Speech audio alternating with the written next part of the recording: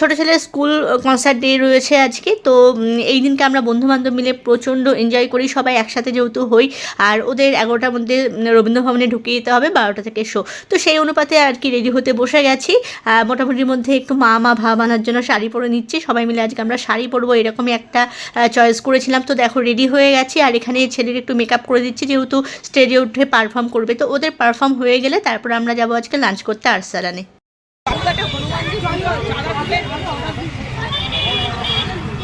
টানা 2 ঘন্টা মতো প্রোগ্রাম দেখার পর চলে এসেছি সোজা আরসালানে। আর আরসালানে আসা মানে শুধু আরসালানে, যে কোনো রেস্টুরেন্টে আমরা বন্ধুরা একসাথে ঢোকা মানে খাবার দাবারের কোনো কমতি নেই, লাগাম ছাড়া খাবার দাবার। তো প্রথমে স্টার্টার হিসেবে ছিল 3 রকমের কাবাব, চিকেন তন্দুরি টাইপের একটা ছিল, রেশমি কাবাব ছিল, আরসালান স্পেশাল চিজ কাবাব ছিল, আর সাথে যেটা শোস্টপার ছিল সেটা হচ্ছে মাটন বিরিয়ানি। আরসালানে গেলে মাটন বিরিয়ানি খাবো না, এটা তো হতেই পারে না, তাই না?